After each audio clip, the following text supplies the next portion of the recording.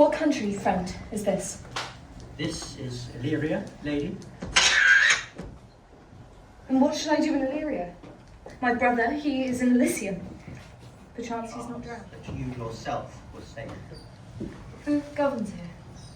A noble duke, in nature, as in name. What is his name? Orsino. Orsino. I've heard my father name him. He was a bachelor then. I prithee, I'll pay thee bounteously. Conceal me what I am. And be my aid for such disguise as haply shall become the form of my intent. I'll serve this duke. Thou shalt present me as a eunuch to him. It may be worth thy pains, for I can sing and speak to him in many sorts of music. That will allow me very worth his service. What else may hap, to time I will commit. Only shape thou silence to my wit.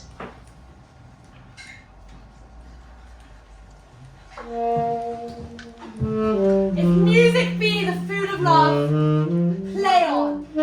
Give me excess of it. That sufficing, the appetite may sicken and so die. That strain again, it had a dying fall, came o'er my ear like that sweet bank of violets, stealing and giving odour. Enough, no more. 'Tis not so sweet now as it was before. Oh, spirit of love, how quick and fresh art thou, that, notwithstanding thy capacity, proceeds as the seed, naught enters there. So full of shapes is fancy, that alone is high fantastical. Will you go, hunt, my lord? What? The art. Why, so I do. The noblest that I have. When my eye did see Olivia thirst, methought she purged the air of pestilence. And in that instance was I turned into a heart. My desires, like fell and cruel hounds, ever since pursue me. How now? What's news of her? Please, my lord, I might not be admitted, but from her handmaid do return this answer. The element itself, till 7 years' heat, I shall not behold her face at ample view. But, like a cloistress, she will veiled walk and water once a week her chamber round with eye offending brine. All this to season the brother's dead love, which she would keep fresh and lasting in her sad remembrance. How can she have that heart of that fine frame? To pay this debt of love but to a brother? How can she love when the rich golden shaft have killed the flock of all affection else that live in her? And liver, brain, and heart, sovereign thrones are supplied and filled with oneself king.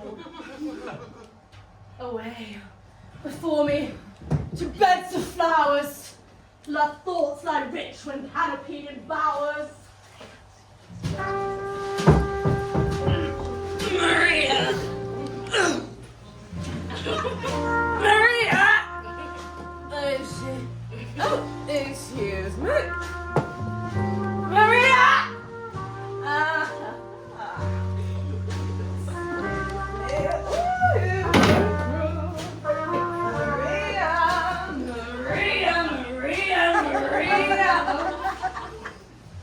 What a plague means my niece to take the death of her brother thus. I'm sure enemies at kiss mine. Oh, by my troth, Sir Toby, you must come in earlier a night. My lady, your cousin, takes great exceptions to your ill hours. I let her accept before accepting. Aye, but you must confine yourself within the modest limits of order. Confine? I'll confine myself no finer than I am. These clothes are good enough to drink in, and so be these boots. So, and if they be not, Let them hang themselves by their own straps. This quaffing and drinking will undo you, sir. I heard my lady talk of it last night, and of a foolish knight that you brought here to be her wooer. Who? Ah, Sir Andrew Ageek. Aye, she. She's as tall a man as any in Illyria. What's that to the purpose? So she has 3,000 ducats a year.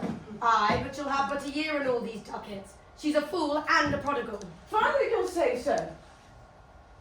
She plays the viola de gamboise, and she speaks 3 or 4 languages, word for word, without book, and she has all the great gifts of nature. Aye, she hath indeed. Almost natural. But besides that, she's a fool and a quarreller, and but she had the gift of a coward to allay the gust of her quarrelling, 'tis said amongst the more prudent that she would have the gift of a grey. By this hand, he's a scoundrel and a subtractor who says so. Who are they? And they add moreover that she is found drunk nightly in your company. In drinking healths to my niece. He's a coward and a courtier that will not drink to my niece till his brains turn at the toe like the parish top. I shall drink to my niece as long as there is passage in my throat and drink in Illyria. What wench? Castilian vulgar, for here comes Sir Andrew Ageek!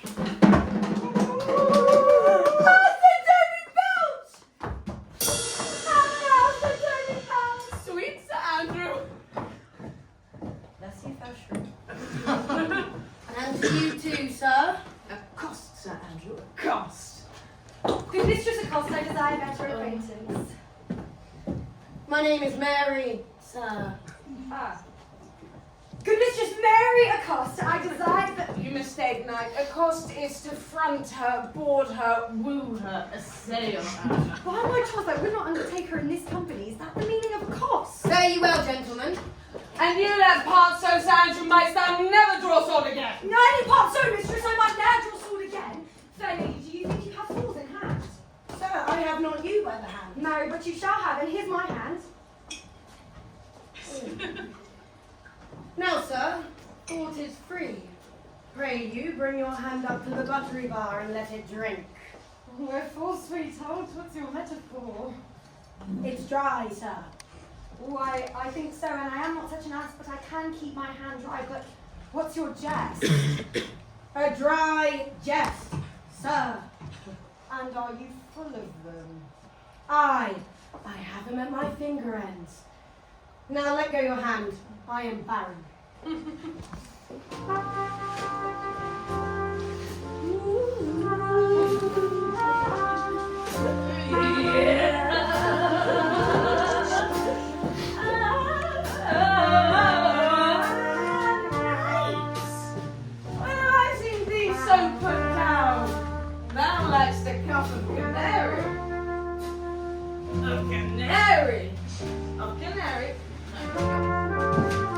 Never in your life, I think, unless you see a canary coming down.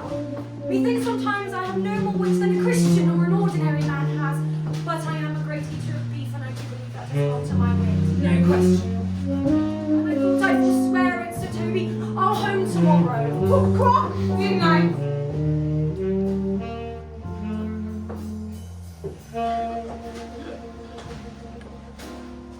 What is Hawklock? Do or not do? I would I had bestowed that time with the tongues that I had in dancing, fighting, and bear-baiting. Oh! Had I but followed the odds! Then thou hadst an excellent head of hair. Why wouldst thou have mended my hair? Past question. For thou seest it does not curl by nature. But it becomes me well enough, does it not? Excellent well. It hangs like flax on a distaff, and I hope to see a housewife take thee between her legs and spin it off. Faith, I'll home tomorrow, Sir Toby. Your niece will not be seen, or if she be, it's 4 to 1, she'll have none of me. The Captain hard by himself woos her. And shall have none of the count. She'll not match above her degree, neither in estate, years, nor wit. I heard her swear it. That there's life in it, man. Oh, I'll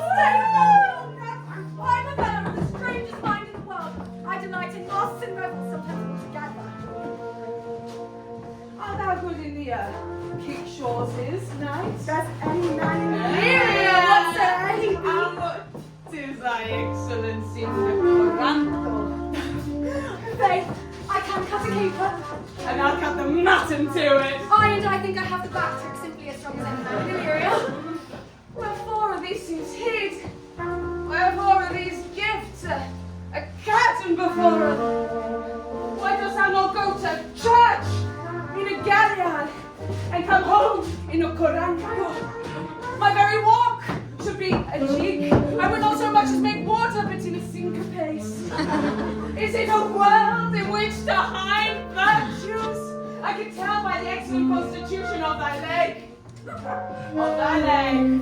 Of thy leg.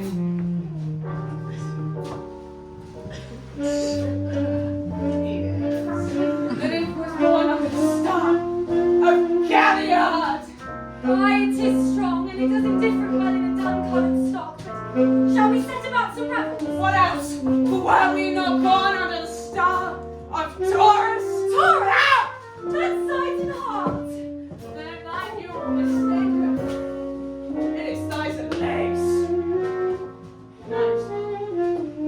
Let me see the cake.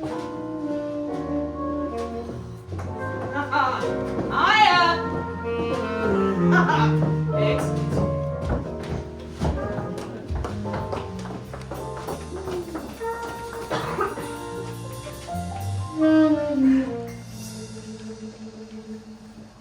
If the Duke continues these favours towards you, Cesario, you are like to be much advanced. We have known you but 3 days, and already you are no stranger. What? Why the fig is or my negligence? That you call in question the continuance of his love? Is he inconstant, sir, in his favours? No, believe me. I think he has. Oh, here comes the count. Who saw Cesario? Ho! Your attendance, my lord. Here. Stand your while, aloof. Cesario. Laughed to thee, the book of even Miner's secret song. Therefore, good youth, address thy gate unto her, be not denied access. Stand at her doors and tell them, there thy fixed foot shall grow till thou have audience. Not my noble lord. If she be so abandoned to her sorrows as it is spoken, then she never will admit me. Be clamorous and leap all civil bounds, rather than make unprofiting return. Well, say I do speak with her. What then? Then unfold the passion of my love. Surprise her with a discourse of my dear faith. It should do thee well to act my woes. She'll address it better in thy youth rather than a nuncio's at great respect. Even so, my lord. Dear lad, believe it. The day shall yet beguile thy happy years that say thou art a man. Diana's lip was not more smooth, rubious. Her small organs, as the maiden's pipe, shrill, sound. All is semblative a woman's part. I know thy consolation is right happy in this affair.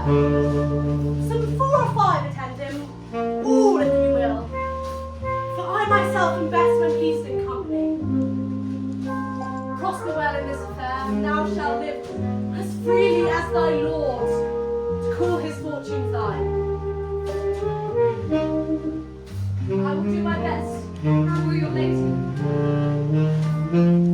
Yet above the strife, whoever I will myself will be his wife.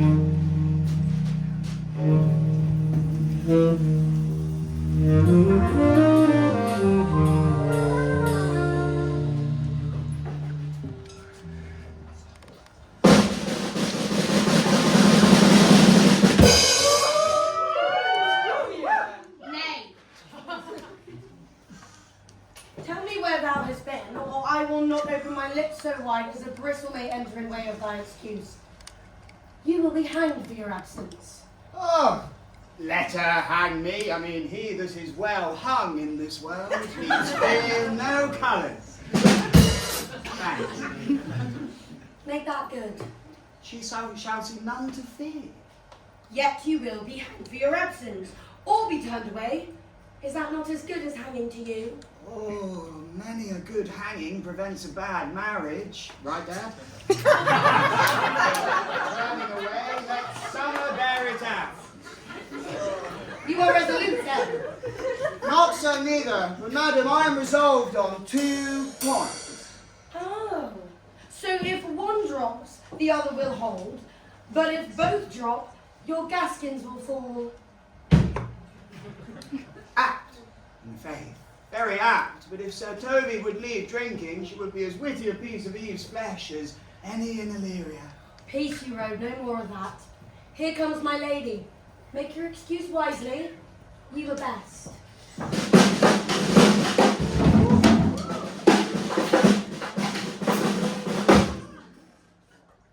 Wit and be thy will. Put me into good fooling. Those wits that think they have thee do very oft prove fools, and I am sure that what I lack may pass for a wise man. For what sake Quinapolis? Better a witty fool than a foolish wit. God bless thee, lady. Take the fool away. Do you not hear, fellows? Take away the lady.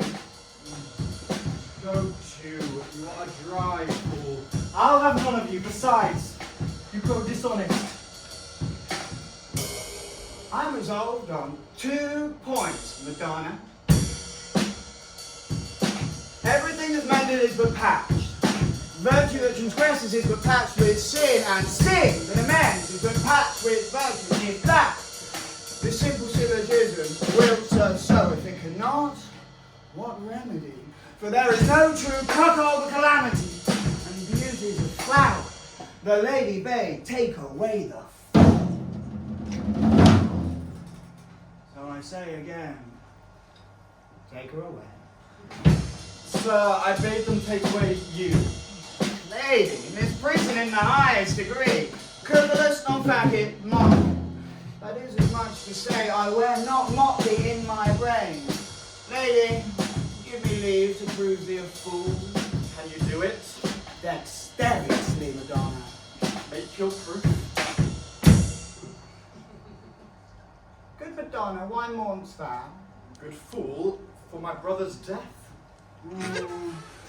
I think his soul is in hell. I know his soul to be in heaven, fool. The more fool you for mourns his soul being in heaven. Take away the fool.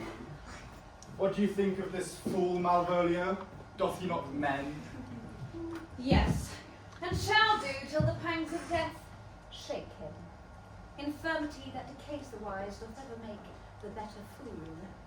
God send you, sir, a speedy infirmary for the better increasing your folly. Sir Toby will swear that I am no fox, but she cannot swear for a 2p that you are no fool. I'll say you to that, Malvolio. I marvel your ladyship takes any delight in such a barren rascal. I saw him put down the other day with an ordinary fool that has no more brain than a stone. Look you now, he's out of his guard already. Unless you laugh and minister occasion to him, he is gagged. I protest I take these wise men that crow so at these set kind of fools, no better than the fool zanies. Oh, you are sick of self-love, Malvolio, and taste with a distempered appetite. Well, to be guiltless, generous, and of free disposition is to take those things for bird bolts that you deem cannon bullets. There is no slander in an allowed fool, though he do nothing but rail, nor no railing in a non-discreet man, though he do nothing but reprove. Mercury endure thee for thy leasing, for thou speakest well of fools. Madam!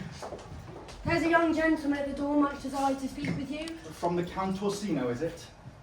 I know not. He is a fair young man, and well attended. Who of my people hold him in delay? Sir Toby, my lady, your kinsman. Oh, fetch her off. She speaks nothing but madman. Fie on her. Go to Malvolio. If it be a suit from the Count, I'm sick or not at home.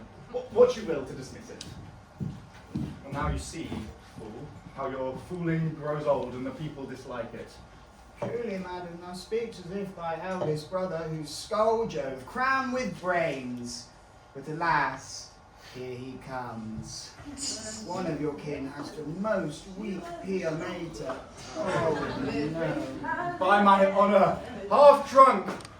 What is he at the gate, cousin? Okay. The gentleman of the gate. What gentleman? They gentlemen. Curse on pickled herrings. Have now salt.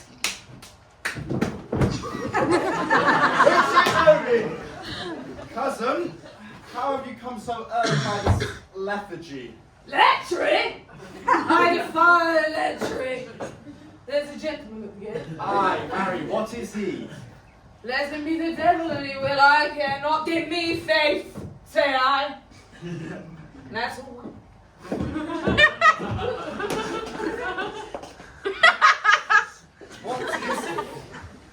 What is a drunken man like fool? Like a drowned man, a fool, and a madman. One draft above heat fools him, the second mads him, and the third drowns him. Go, fetch the crowner, let him sit on my cos, for she's in the 3rd degree of drink. She's drowned. Go, look after her. She is but mad already, and let the fool look to the madman. Madman! Yon young fellow swears he will speak with you. I told him you were sick. He takes on to him to know so much, and therefore comes to speak with you. I told him you were asleep. He seems to have foreknowledge of that also, and therefore comes to speak with you. What is to be said to him, madam? He is fortified against any denial. Tell him he shall not speak with me. Has been told so. And he says he will stand at the door like a sheriff's post, or be the supporter to a bench, but he will speak with you. What kind of man is he? Well, of mankind. Of what manner of man? A very ill manner. He'll speak with you, will you or no? Of what personage in years is he? Not yet old enough for a man, nor young enough for a boy. Like a squash is before it is a peas cod. Or a codling, when 'tis almost an apple. 'Tis with him in standing water between boy and man. He's very well favoured, and he speaks very shrewishly. One would think his mother's milk was scarce out of him. Let him approach. Call forth my gentlewoman. Gentlewoman, my lady calls. Come, give me my veil. Throw it over my face. We shall once more hear from Orsino's embassy.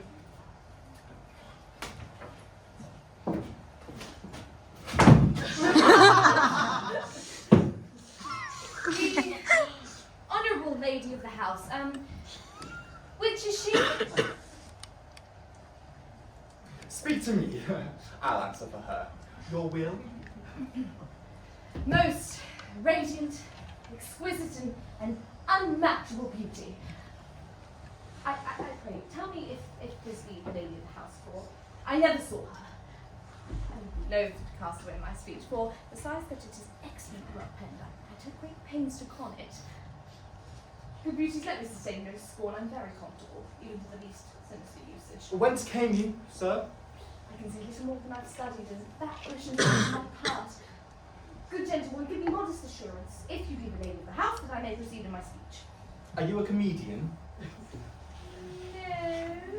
No, my profound heart, and yet, for the very fangs of malice, I'm not that I play. Are you the lady of the house? If I do not usurp myself, I am. Most certain, if you are she, you do usurp yourself.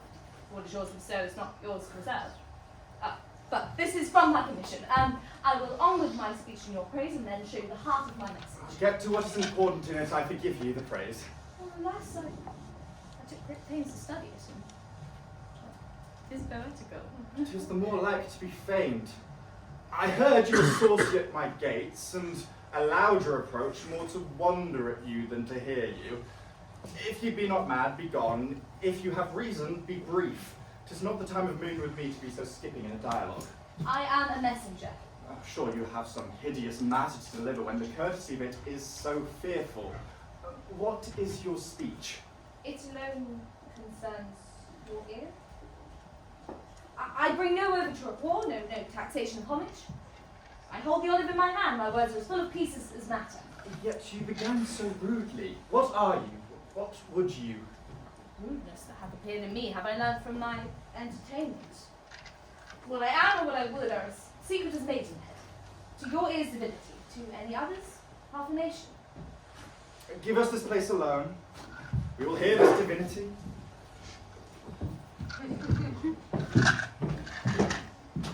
Now, what is your text? Din. A most comfortable doctrine, and much may be said of it. Where lies your text? In Orsino's bosom. In his bosom. In a chapter of his bosom. To answer by the method, in the first of his heart. Oh, I have read it. It is heresy. Have you nothing more to say? Good lady, let me see your face. Have you commission from your lord to negotiate with my face? Now you are out of text. But still, let us draw the curtain and show you the picture. Ah! Oh! Look you. Such a one as I was this present. Is it not well done? Excellently done. If God did all. 'Tis in grain. 'Twill endure wind and weather. 'Tis beauty truly blent, whose red and white nature's own sweet in cunning hand laid on. Lady, you are the cruelest she alive if you lead these graces to the grave and leave the world no call. Oh, I will not be so hard-hearted. I will send out divers schedules of my beauty. It will be inventoried, and every particle and utensil shall be labelled according to my will as item, 2 lips in different red. Item, 2 grey eyes with lids to them. Item, 1 neck, 1 chin, and so forth. Have you come hither to praise me? I see what you are. You are too proud. But if you were the devil, you are fair. My lord and master loves you. Such a love could be but recompensed, though you were crowned the non-purveyor of beauty. How does he love me? With adorations, fertile tears, with groans that thunder love, with thighs of fire. Your lord does know my mind. I cannot love him, though I suppose him virtuous, know him noble, of great estate and of fresh and stainless youth, of voices well divulged, free, learned and valiant, and in the dimension and shape of nature, a gracious person, yet I cannot love him. He might have took his answer long ago. I did love you in my master's flame, such a suffering, such a deadly life. In your denial, I would find no sense. I would not understand it. Why? What would you? Make me a willow cabin at your gate and call upon my soul within the house. Write me loyal cantons of condemned love and sing them out, even in the dead of night. Hallow your name to the reverberant hills and make the babbling gossip of the air cry out, Olivia! Oh, who should pity me? You might do much. What is your parentage? Above my fortunes, yet my state is well. I am a gentleman. Get you to your lord. I cannot love him. Let him send no more. Unless, perchance, you were to come again to tell me how he takes it.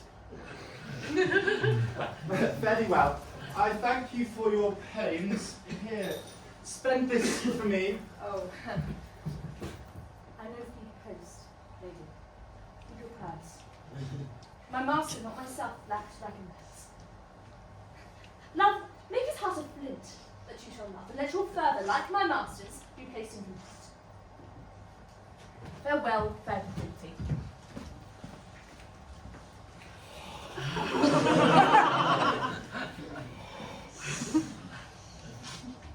What is your parentage?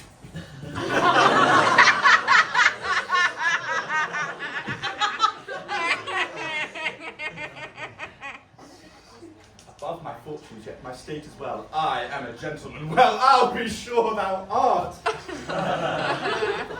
Tongue, thy face, thy limbs, thy actions and spirits to give thee fivefold place and oh, not so fast. Soft.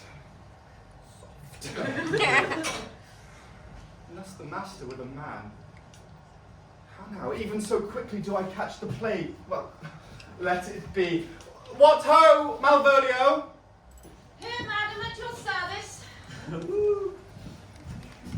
Run after that same peevish messenger, the county's man. He left this ring behind him, would I know? Tell him I'll have none of it.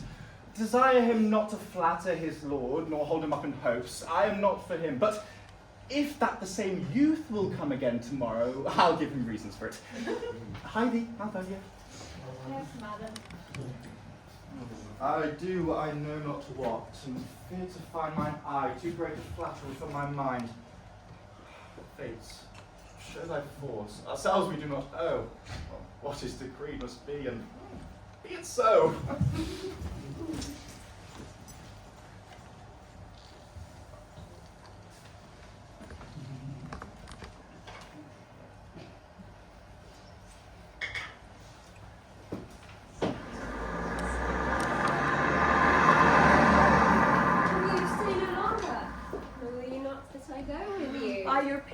No. My star shine darkly over me. The malignancy of my fate might perhaps distemper yours there, for I crave of you that you leave. It be bad recompense for your love to lay any of my evils upon you. Let me yet know of you whether you are bound. No, sooth, sir. My determinate voyage is mere extravagancy. But I perceive in you so excellent a touch of modesty that you will not extort from me that which I am willing to keep in. And therefore it charges me in manners of the rather to express myself. You must know of me, then. Antonio. My name is Sebastian. That which I call Rodrigo. My father is that Sebastian of Messalin, whom I know you have heard of. He left behind him myself, and a sister, both born in an hour. Had the heavens been pleased, so would we have ended. But you, sir, altered that. For some hour before you took me from the breach of the sea was my sister drowned. That's the day. A lady, sir.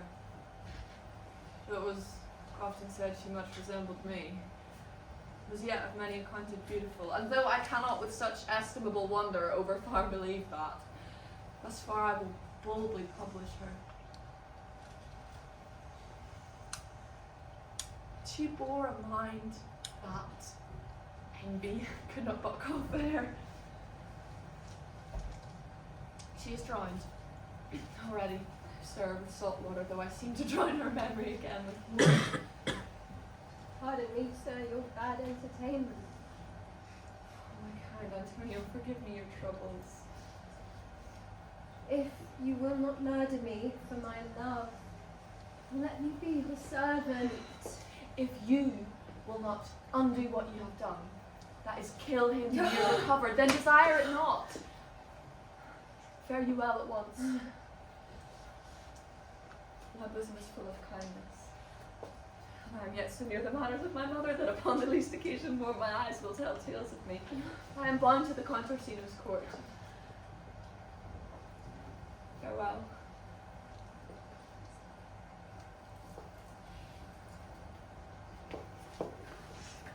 The gentleness of all the gods go with thee. Though I have many enemies in Orsino's court, else would I very shortly see thee there. Oh, but come what may, I do adore thee, so well, that danger shall seem sport, and I will go.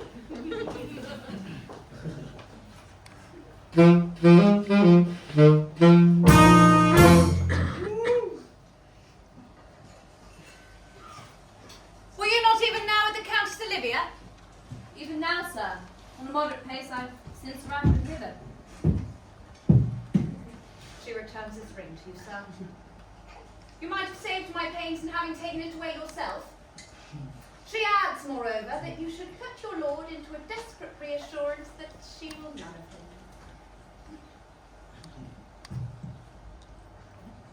of him. And one thing more, that you never be so hardy to come again unless it be to report your lord's taking of this.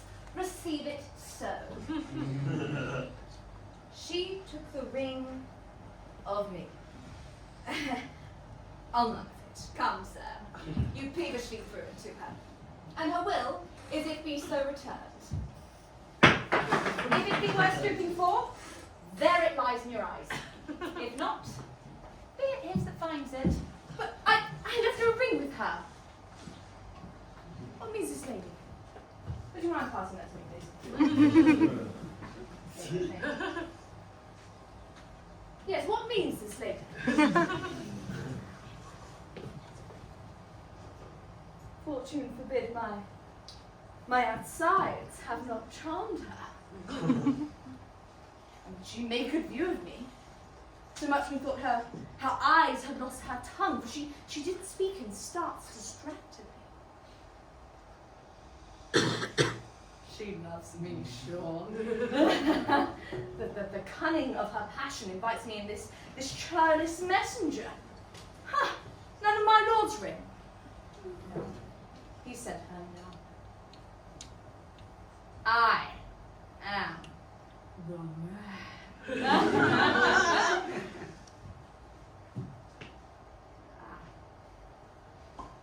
But if it be so, as it is, poor lady, she'd better love a dream. Disguise, I see thou art a wickedness, wherein the pregnant enemy does much. How easy it is for the proper faults in women's waxen hearts to set their forms. Our frailty is the cause, not we. For such as we are made of, such we be. How will this badge? My master loves her dearly, and I, poor monster, fond as much on him. She mistaken seems to dote on me, so what will become of this? As I am man, my state is desperate for my master's love, and as I am woman, now alas the day, what fruitless sighs shall poor Olivia breathe? Time. Thou must untangle this, not I. It is too hard a knot for me to untie.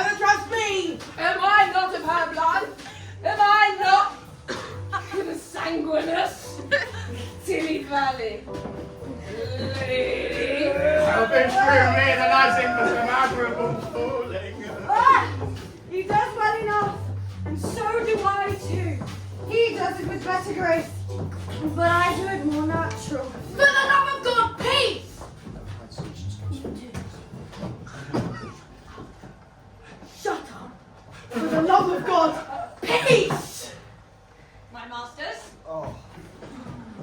Are you not mad?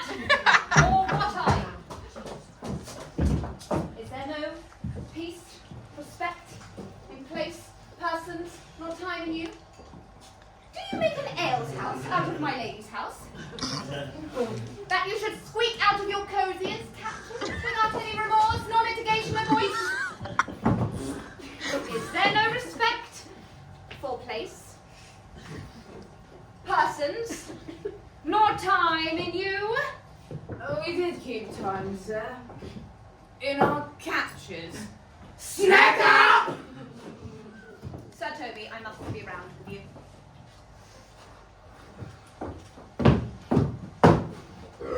My lady may tell you that, although she harbours you as her kinsman, she's nothing alike to your disorders.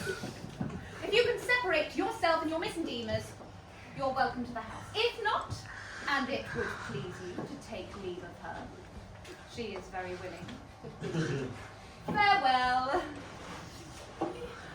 Oh, 1, 2, 3, 4. Love is all that I can give to you. Love is more than just a game for you.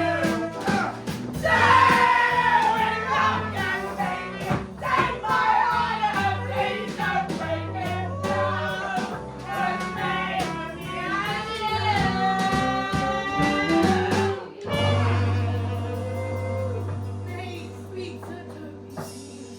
This is very much credit to you.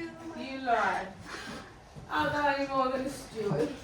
Dost thou think because thou art virtuous that there shall be no more cakes and ale? Yeah, the ginger's going to be hot in the mouth. That's right. Go rub your chain with crumbs. And another sip of wine, Maria! Oh, yes! Mistress Mary, if you prize my lady's favour to anything more than contempt, you would not make leave for this uncivil rule. She shall know of it. By this hand. Go shake your ears! 'Twas as good a deed to drink when a man's a-hungry, and to challenge him in the field, and then to break promise with him, and make a fool of him. Do it, man. I'll write thee a challenge, or else I'll deliver thy indignation by word of mouth. Nay, nay, sweet Sir Toby. Be patient for tonight. Since the youth of the camp was today with my lady, she is much out of quiet. As for Monsieur Malvolio, let me alone with him. If I cannot gull him into a false neighbourhood and turn him into a common recreation, then I do not have wit enough to lie straight in my bed. What wilt thou do? I will drop in his way some obscure epistles of love, wherein, by the colour of her beard, the shape of her leg, the manner of her gait, the expression of her eyes, forehead, and complexion, she shall find herself most fully personated. I can write much like my lady. Indeed, on a forgotten matter, you can hardly make distinction of our hands. Excellent. I smell a device. I have it in my nose too. She shall think by the letters that thou wilt drop that my niece is in love with her.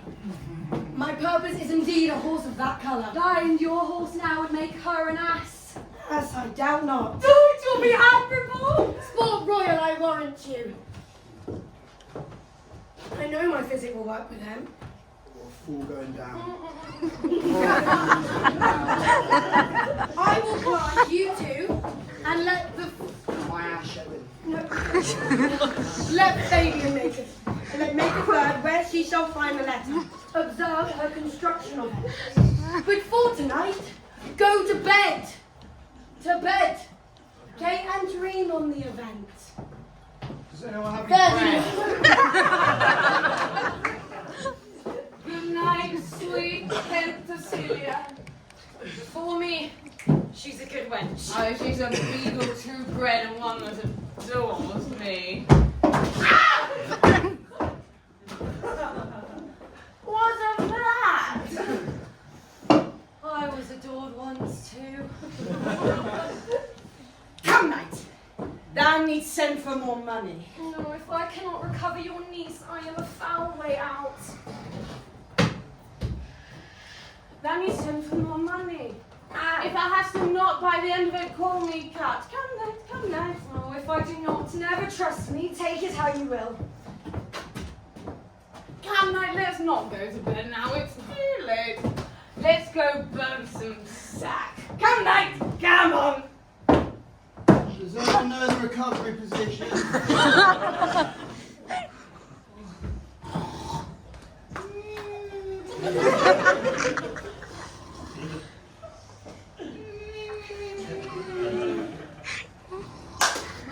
Get me some music.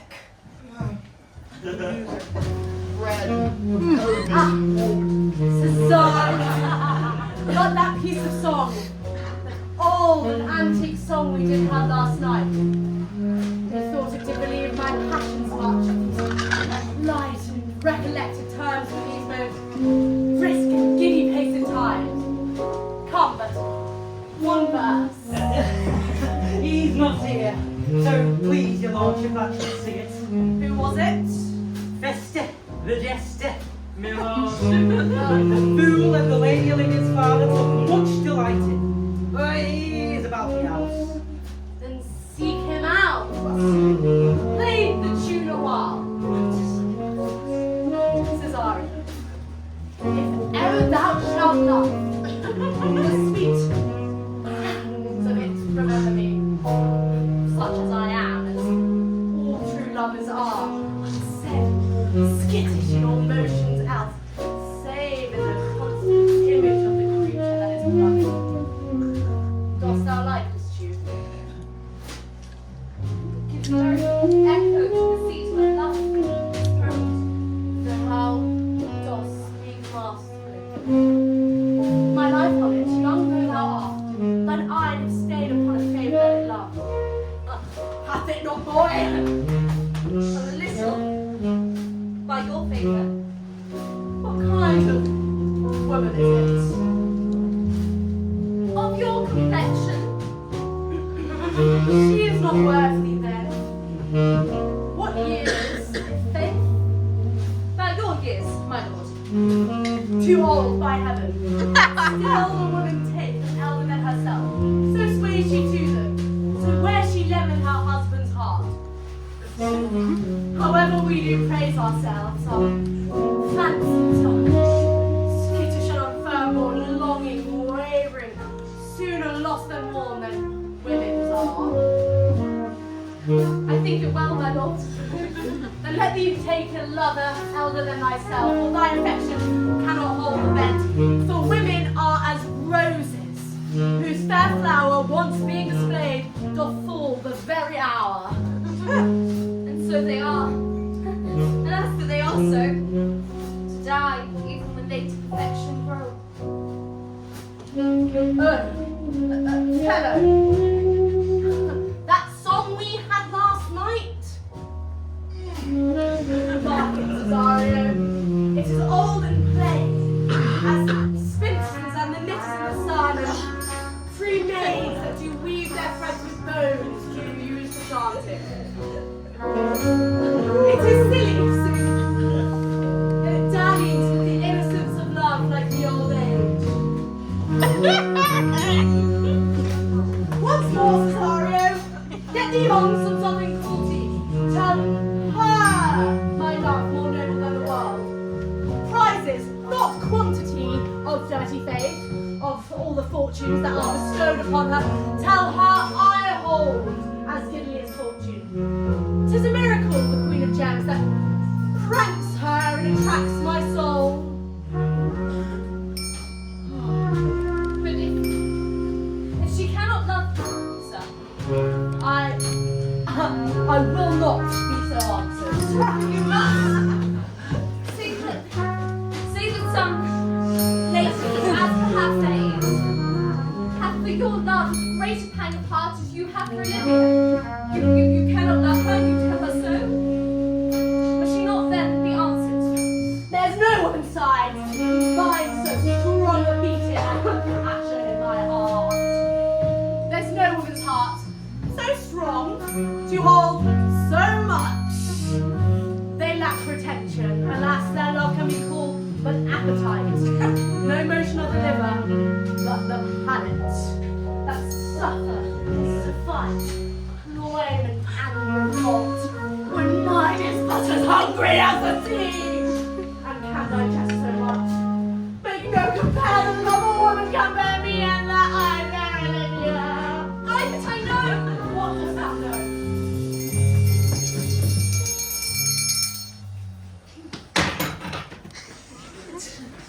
Too well what love women to men may owe.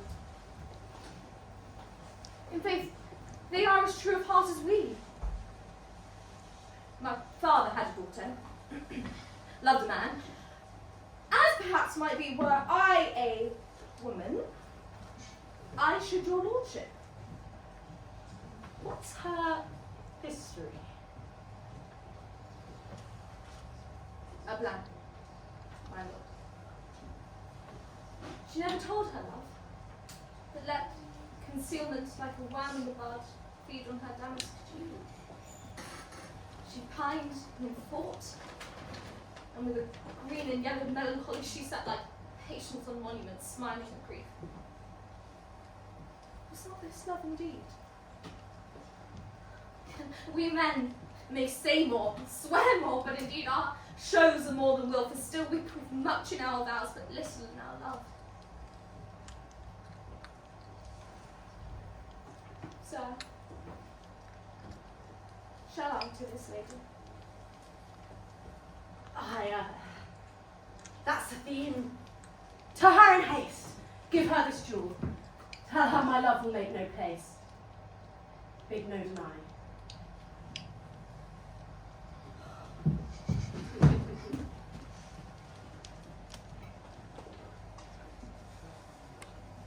Can they wait, Signor Fabian? Nay, I'll come. If I lose a scruple of this sport, let me be boiled to death with melancholy. You know, she brought me out of favour with my lady about the bear baiting. To anger her, we'll have the bear again. We shall fall in black and blue, shall we not, Sir Andrew? And we do not, it is pity of our lives. Here comes a little villain. Malvolio is coming down this walk. She has been in the sun this past half hour, practicing her behaviour to her own shadow. Observe her for the love of mockery, for I know this letter will make a contemplative idiot out of her. Close in the name of jesting. Lie thou there. For here comes the trout that needs to be caught with tickling. But fortune. All is fortune. Maria once told me she did affect me. And I have heard herself come thus near, that should she fancy, it should be one of my complexion. Besides, she uses me with a more exalted respect than anyone else that follows her. What should I think of it? Overweening rogue! Oh, peace contemplation makes a rare turkey cock of her. How she jets under her advanced Spartacus, beat the rogue. Peace, I say! To be Count Malvolio. Ah, rogue! Pistol him! Pistol him! Thief! There's an example for it. The lady of the Strachey married the yeoman of the wardrobe. Fie on him, Jezebel! Peace! Look how imagination blows her. Having been 3 months married to her, sitting in... Ow! Calling my officers about me in my branch velvet gown, having come from a daybed where I left Olivia sleeping. Fire and brimstone! Oh, peace, peace! And to have the humour of state, after a demure travel of regard, saying, as I know my place, I would, they should do theirs, to ask for my kinsman Toby. Oh, peace, peace! Ow now! 7 of my people at an obedient start to make out for him. I frown a while, and perchance wind up my watch, or play with my, some rich jewels. Shall this fellow live? Oh, silence betrothal must be cards, yet peace! Toby approaches, curtsies there to me. I extend my hand to him, thus quenching my familiar smile, with an austere regard of control, saying, Cousin Toby, you must amend your drunkenness. Out!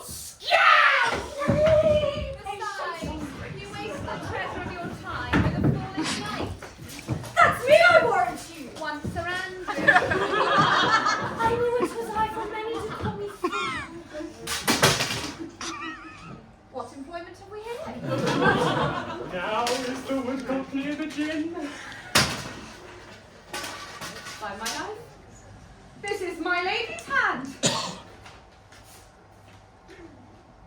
These be her very C's, her U's, her T's. Thus she makes her great P's. Her C's, her U's, and her T's. Why that? To the unknown beloved, this and my good wishes. By your leave, wax soft, and the impressure her lucricy, with which she uses to seal, 'tis my lady. To whom should this be? Jove knows I love but who. Lips do not move. No man must know. No man must know. What follows? The number's altered. No man must know. If this should be thee, Malvolio. Hang thee, Brock. I may command where I adore, but silence like a lucricy knife. With bloodless stroke my heart doth gore, M-O-A-I doth sway my life. Fustian riddle. Excellent wench, say I. M-O-A-I doth sway my life. Nay, but first, let me see. Let me see. Oh, what dish of poison has she dressed her? I may command where I adore. Why, she may command me! I serve her! She is my lady! But there is no consonancy in the sequel that follows on to probation. O should follow, but A does. And O shall end, I hope. Or else I'll cudgel her and make her cry out, Ow! N-O-A-I. This simulation is not as the former. And yet, to crush this a little, it would bow to me. For every one of these letters are in my name. Did not I say she would work it out? The colonel, excellent response. Soft. Here follows prose. If this fall into thy hand, revolve. In my stars I am above thee, but be not afraid of greatness. Some are born great, some achieve greatness, and some have greatness thrust upon them. Thy fates open their hands. Let thy blood and spirit embrace them, and to inure thyself to what thou art like to be, cast thy humble slough and appear fresh. Be opposite with a kinsman, surly with servants. Let thy tongue tang with arguments of state. Put thyself into the trick of singularity. She thus advises thee that sighs for thee. Remember who commended thy yellow stockings, and wish to see thee cross-gartered. I say remember! Go to. Thou art made if thou desirest be so, if not, let me see thee a steward still. The fellow of servants are not worthy to touch fortune's fingers. Farewell, she that would alter services with thee. The fortunate unhappy. Daylighted champion discovers no more! This is open! I will be proud. I will read politic authors. I will baffle Sir Toby. I will wash off gross acquaintance. I will be point device, the very man. I do not now fool myself to let imagination jade me. For every reason excites to this. That my lady loves me! She did commend my yellow stockings of late. She did praise my leg being cross-gartered. And in this, she manifests herself to my love. And with a kind of acquaintance, drives me to the very habits of her liking. I thank my stars I am happy. I will be strange, dapped in yellow stockings, with the swiftness of putting on, and my stars be praised. Ooh, here is yet a postscript. Thou canst not choose but know who I love. If thou entertainst my love, let it appear in thy smiling. Thy smiles become thee well. Therefore, in my presence, Still smile, dear my sweet I pity. I will smile. I will do everything that will help me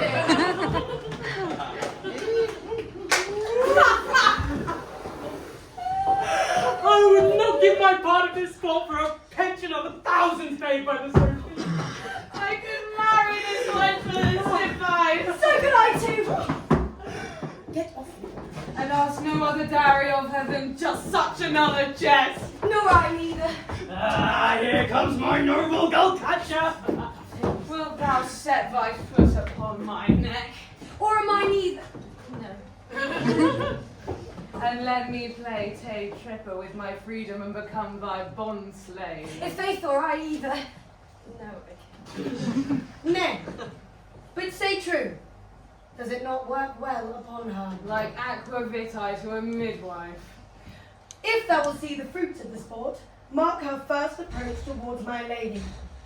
She will come to her in yellow stockings, a colour she detests, and cross-gartered, a fashion she abhors, and she will smile upon her, which will be so unsuitable to my lady's disposition, being as addicted to melancholy as she is, that it will no doubt turn Malvolio into a notable content.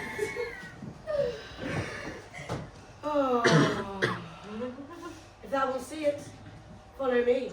To the gate of Tartar, most excellent devil of wits! I'll make one too.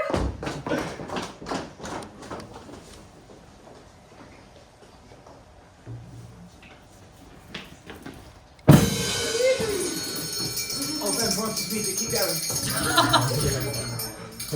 Davey, friend, and nice music. And does that live by thy triangle? No, sir, I do live by the church. Art thou a churchman? No, I do live by the church, sir, for I do live at my house, and my house doth stand by the church. So thou mayst say that a king lives by the beggar, the beggar's well named king. Or that the church stands by thy table, thy table stands by the church. You have said, sir, to see this age. But a sentence is but a cheverel glove to a good wit. How quickly the wrong side may be turned outward. Nay, that is certain. Those that dally nicely with words may quickly make them wanton. I would therefore, sir, my sister had no name. Why, man? You see, my sister's name is a word, sir, and to dally with that word might make my sister wanton. And words are very rascals, since bonds disgrace them. Thy reason, man? By my troth, sir, I can yield you none without words, and words have grown so false that I am loath to prove reason with them. Our warrant, thou art a merry fellow, who cares for nothing. Not so, sir. I do care for something, but in my conscience, sir, I do not care for you. If that were to care for nothing, sir, I would that make you invisible. Are not thou the Lady Olivia's fool? No, sir, the Lady Olivia will have no folly. She will keep no fool till she is married. And fools are to husbands as pilchers are to herrings. The husband's the bigger. I am not her fool, but her corrupter of words. Well, I saw thee late to the Count Orsino's. Oh. Foolery, sir, does walk about the orb like the sun. It shines everywhere. I would be sorry, sir, but I think a fool should be as oft with your master as with my mistress. I think I saw your wisdom there. Nay. And now pass upon me. I'll no more with thee. Hold. There's expenses for thee. Would not a pair of these have bread, sir? Yes. Being kept together and put to use.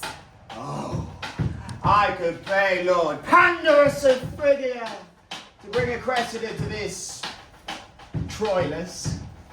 Understand you, sir. 'Tis well played. The matter I hope is not great, sir. Begging, but a beggar. I will to my mistress and construe to her whence you came. you are and what you would are out of my welkin. I might say element, but the ware's overworn. This fellow, he's wise enough to play the fool. And to do that, well craves a kind of wit. He must observe their mood, on whom he jests, the quality of persons, and the time, and like the haggard, check at every feather that comes before his eye. This is a performance as full of art as a wise man's labour. For folly that he wisely shows is fit. But wise men are befallen, white taint their wit. Gentlemen, God save thee. And you, sir. Dieu vous garde, monsieur. Et vous aussi, votre serviteur. I hope so you are, and I am yours. Will you encounter, perhaps? My niece is desirous that you should do so if your trade be to her. I'm bound, your niece, sir. I mean, she's the list of my voyage. Well then, taste your legs. Put them in motion. I will answer you with gate and entrance. But we are prevented. Most accomplished lady, the heavens rain odors on you. That you's a rare courtier. Rain odors well. My matter hath no voice. Your own most pregnant and vouchsafed ear. Odors? Pregnant and vouchsafed? I'll get them all three already. Let the door be shut and leave me to my hearing. Give me your hand, sir. My duty, madam, and most humble servants. What is your name? Cesario is your servant's name, fair princess. My servant. 'Twas never a merry world when such lowly feigning was called a compliment. Your servant to the Count Orsino. And he is yours, and his must needs be yours. Your servant's your servant, madam. For him, I think not on him. For his thoughts, would they were blanks rather than filled with me. Madam, I've come to wet your gentle thoughts on his behalf. I pray you, please, I told you never to speak of him again. But would you undertake another suit? I had rather hear you solicit that than music from the spheres. Dear lady. I beseech you, please. I did send, after your last enchantment here, a ring in chase of you. So did I abuse myself, my servant, and I fear me, you.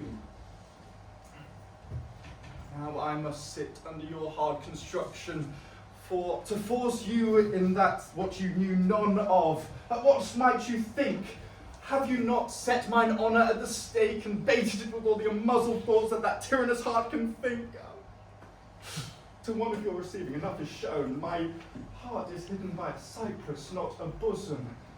So, you may speak. I pity you. Well, there's a degree to love. No. But 'tis a vulgar proof that very oft we pity enemies. Why then, methinks it is time to smile again. Oh, well, how apt thou art to be, but the poor art to be proud. Well, if you were to be a prey, how much better to fall before the lion than the wolf. But the clock upbraids me with the waste of time. Be not afraid, good youth. I'll not have you. But when wit and youth do come to harvest, your wife is like to reap a proper man. Their leisure way, due west. Then westward ho! Grace and good disposition attend your ladyship. You will nothing, madam, by my lord by me. Stay. I really tell me what thou thinkst of me. That you do think that you are not what you are. Well, if I think so, I think the same of you. Well, think you right, I am not what I am. I would you were as I would have you be. Would that be better, madam, than I am? Wish you were, for now I'm your fool. A deal of scorn. Looks beautiful in the contempt and anger of his lip. A murderous guilt shows not itself more soon than love that would appear hid. Love's night is noon.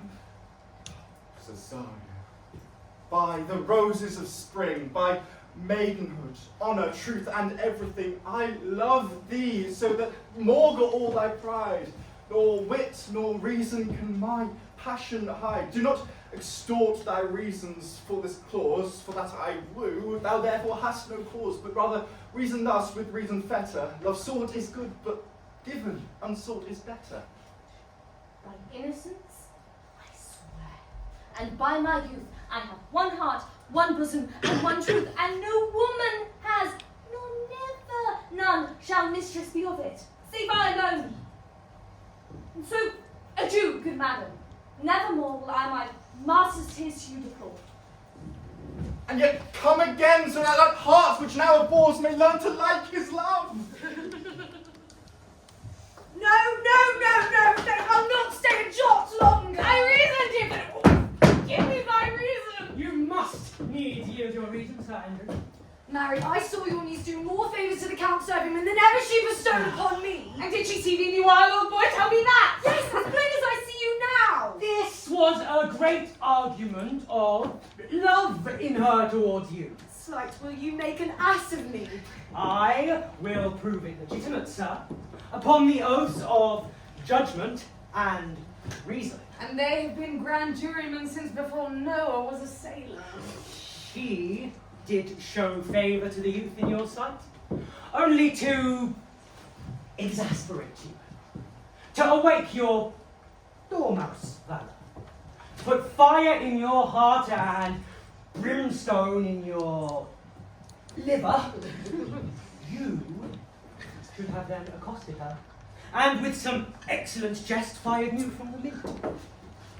You should have banged the youth into dumbness.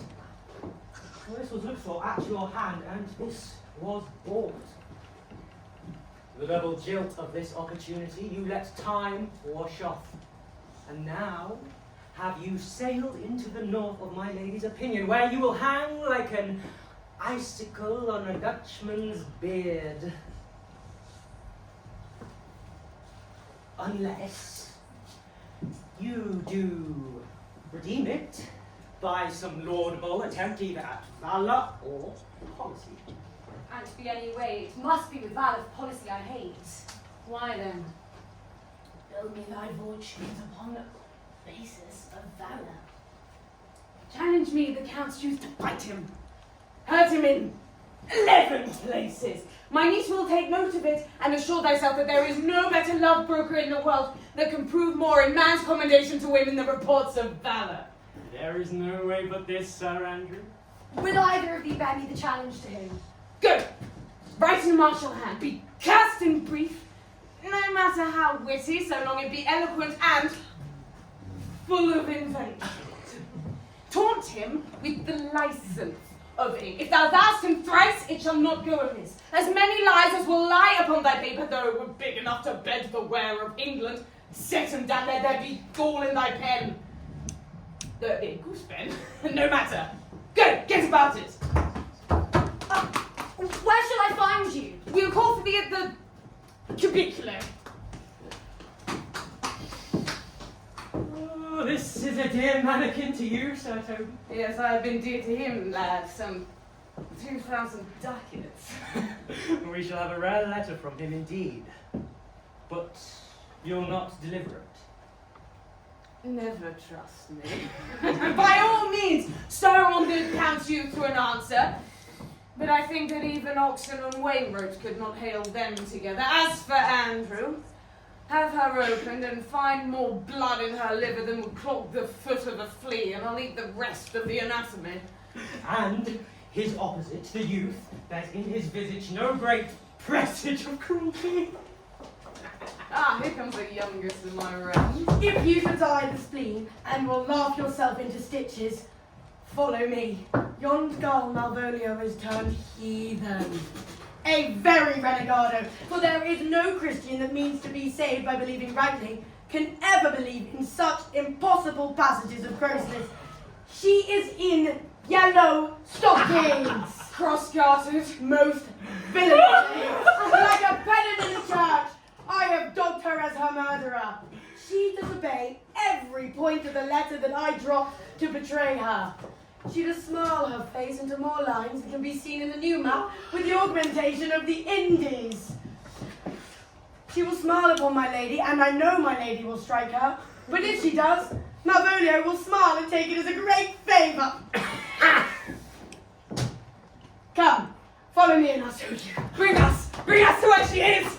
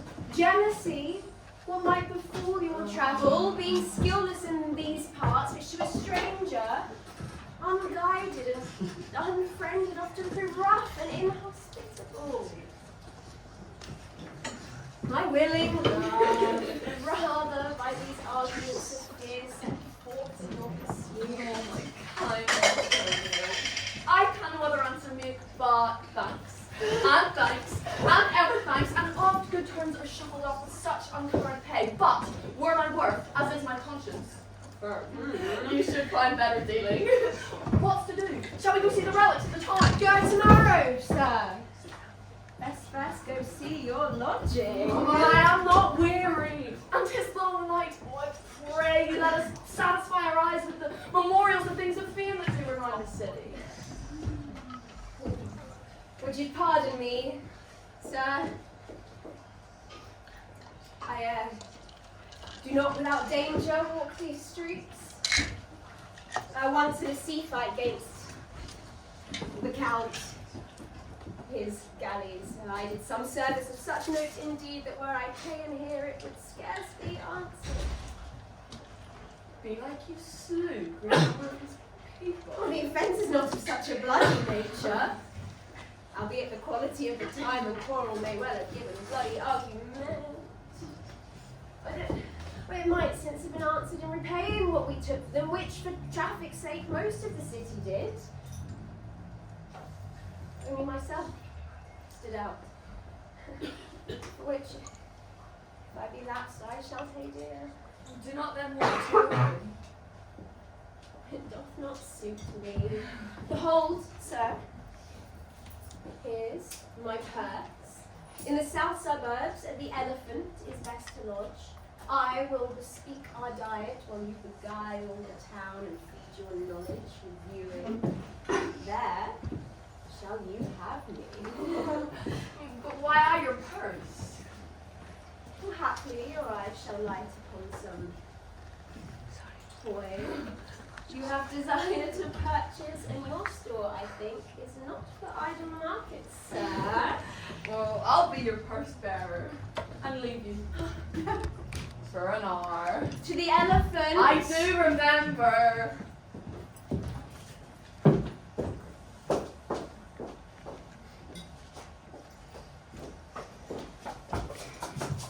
I have called for him. He says he'll come. How shall I feast? What bestow of him? For youth is far more often bought than begged or borrowed.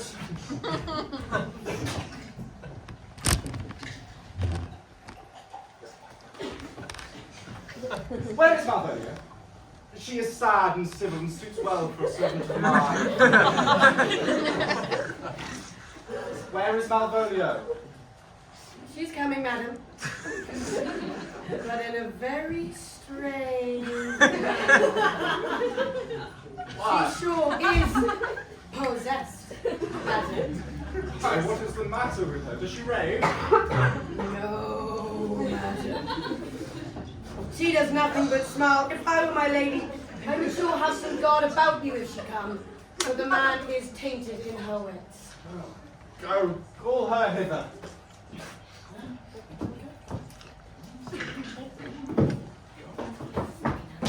I am as mad as she, if sad and merry madness equal be. How now, Malvolio? Sweet lady!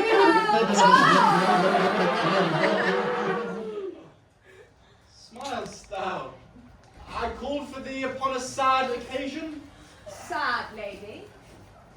I could be sad.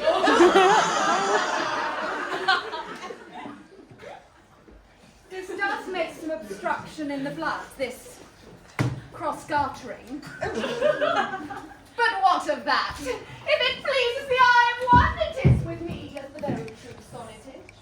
Please one, and please all. Why, how dost thou? What is the matter with thee? Not black in my mind, though yellow in my legs. It did come to this hand, and commands shall be executed. I think we do know the sweet Roman hand. Wilt thou go to bed, Malvolio? To bed! My sweetheart! And I'll come to thee! Oh God, why do you smile so and kiss thy hand so oft? Be not afraid of greatness. 'Twas well writ. What do you mean by that, Malvolio? Some are born great. Huh? Some achieve greatness. What sayest thou? And some of greatness thrust upon Oh, them. heaven restore thee. Go to, thou art made, if thou desirest be so. Why, this is very midsummer madness. Oh, my. Madam! Madam! The young gentleman of the Count Orsino's is returned. He attends your ladyship's pleasure. I will go to him straight. Good Maria, let this fellow be looked to. Where is Sir Toby? Let some of my people have special care of her. I would not have her miscarry for the half of my dowry. She's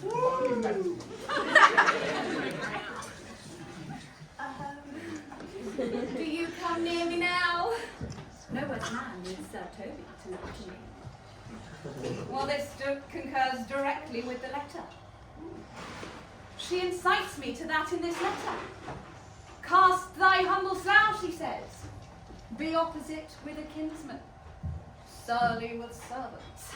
Let thy tongue tang with arguments of state. Put thyself into the trick of singularity. And consequently sets down the manner of how. With a sad face. A reverent carriage. A slow tongue. In the habit of some serve note, and so forth. I've limed her. But it is Jove's doing, and Jove make me thankful. And when she went away now, let this fellow be looked to. Fellow! Not Malvolio! Not after my degree, but fellow! Why, everything that adheres together. That no dram of a scruple. No scruple of a scruple. No incredulous nor unsafe circumstance. What can be said?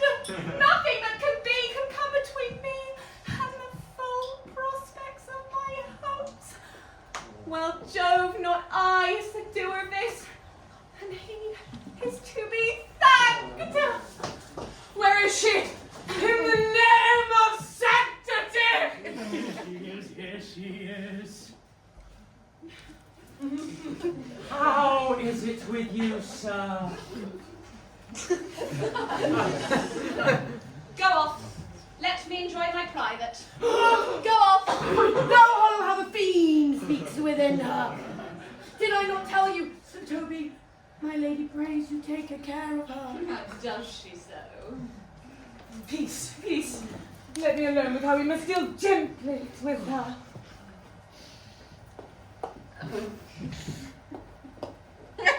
How dost thou, Malvolio? How goes it with you? What man defy the devil? Consider he's an enemy to mankind. Do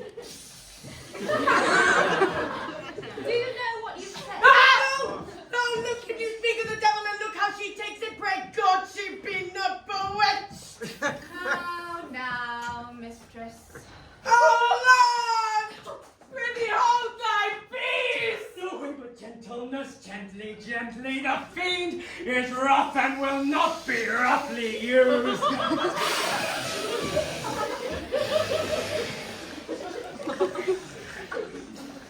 How now, my Volkov? How dost thou? Sir! I bid ye defy the devil! Come with me! What man? It's not for gravity to play a cherry pit with Satan!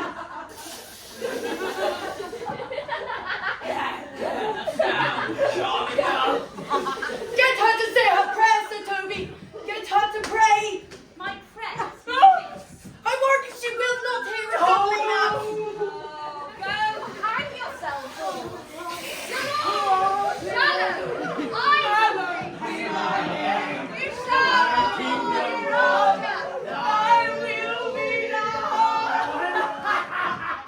Is it possible? If this were played upon a stage now, I could condemn it as improbable fiction. The very genius have taken the infection of the device man! Nay, restore her lest the device take air and tame. We shall make her mad indeed. And the house will be the quieter. Come! We shall have her in a dark room and bound. My niece is already in the belief that she is mad, so we shall carry it thus, for her penance and for our pleasure. Oh, but Cece! Here's the challenge. Do you want to read? I warrant there's salt and pepper in it. Is it so saucy? Ah, yes. I warrant him do but read. Use me.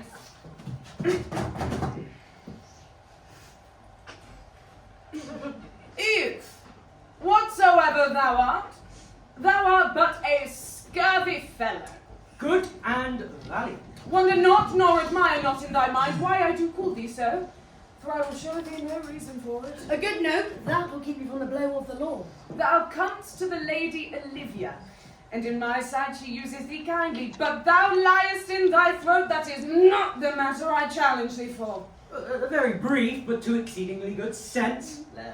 I will waylay thee going home, where it be thy chance to kill me. Good. Thou kill'st me like a villain in a robe. And still I keep on the windy side of the law. Good.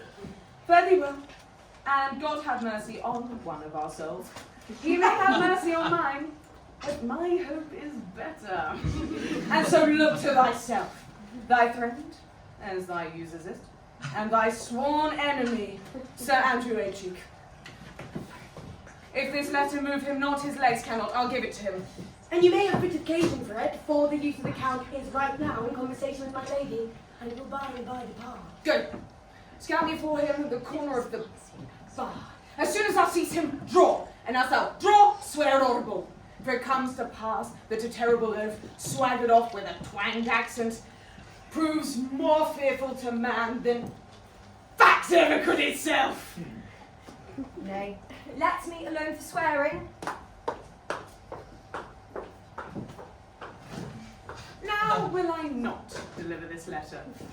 The behaviour of the youth makes him out to be of good breeding and capacity. His engagement between my niece and his lordship proves no less. Therefore, this letter, being so excellently ignorant, will breed no terror in the youth. He shall find that it comes from a plot. But, sir, I will deliver this challenge by word of mouth and set upon A. Cheek a notable report of valour, which will breed in the youth an opinion of A. Cheek's skill, fury, terror, and impetuosity, which will frighten them both so much that they will kill each other at the look, like cockatrices. Look, here comes your niece with the youth. Give them way till he take leave, then presently after them. I have said too much unto a heart of stone, and laid mine honour to unchary on't. Well, there is something in me that that reproves my fault, but such a headstrong, potent fault it is that it but mocks reproof. With the same behaviour that your passion bears goes on my master's griefs. Here. Wear this jewel for me. Here's my picture. Not, it hath no tongue to let you. And I beseech you, come again tomorrow. What shall you ask of me that's honour saved in the asking give? Nothing but this, your true love for my master. How, with mine honour, may I give him that which I've given you? I will acquit you. Come again tomorrow. Fare thee well. A fiend like thee may bear my soul to hell.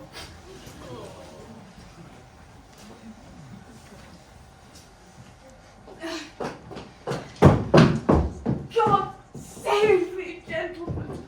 And you, sir. That defence thou hast, betake thee of it. Of what nature the wrongs are that thou hast done to him, I know not, but thy interceptor, full of despite, bloody as the hunter, awaits thee at the bar's end. Therefore, dismount thy tuck, be early in thy preparation, for thy assailant is quick, skilful, and deadly. No, you mistake, sir. I'm sure no man hath any quarrel to me. My imagination's very free and clear from any image of offence done to any man. Oh, you'll find it otherwise, I assure you. Therefore, if you take your life at any price, betake you to your guard, for your opposite hath in him what youth, strength, skill, and wrath can furnish man withal. I pray you, sir, what is he? He is knight, dubbed, and on Catholic consideration, but he is a devil in a private pool. Souls and bodies have he divorced 3. And his incensement at this moment is so implacable that satisfaction can be none but by pangs of death and sepulchre. Hobnob is his word. Take it or leave it. This is as uncivilized as it is strange. I beseech you, do you know this courteous office as he has denied what my offence to him is? I told you so. Signor Fabian, stay you by this man till I return. Why, man, he's a very devil! I made a pass at him with my rapier, scabbard and all, and he gave me such a stacking, with such a mortal motion, that it is inevitable. As for his answer, he pays you as surely as your feet hit the ground upon which you step. They say he has been a fencer to the Sophie. Pox on it, I'll not meddle with him! Satisfaction can be none. Look, scarce! Baby can scarce on him yonder! Whoa! Plague on it! If I thought he'd been so valiant and so cunning in fence, I'd have seen him damned ere I'd have challenged him. Let him let the matter slip, and I'll give him my horse, Grey Cabernet. I'll make the motion. This shall end without the perdition of souls.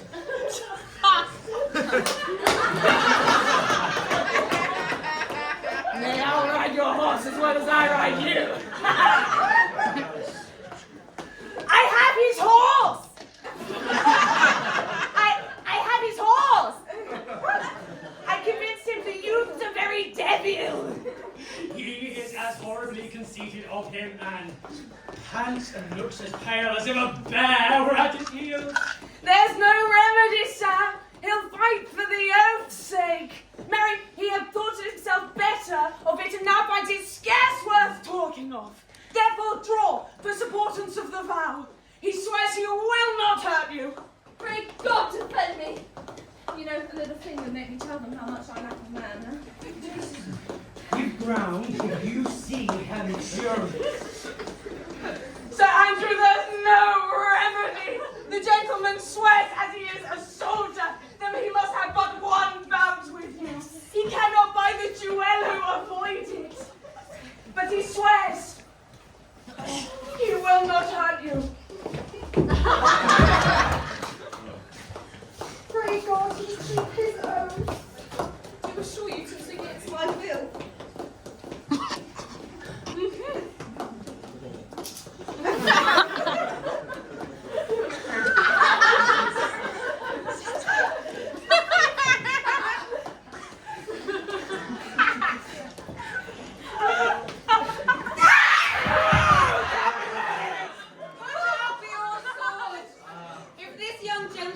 son offence, I take the fault on me. If you defend him, I for him defy you. Why? Sir, who are you?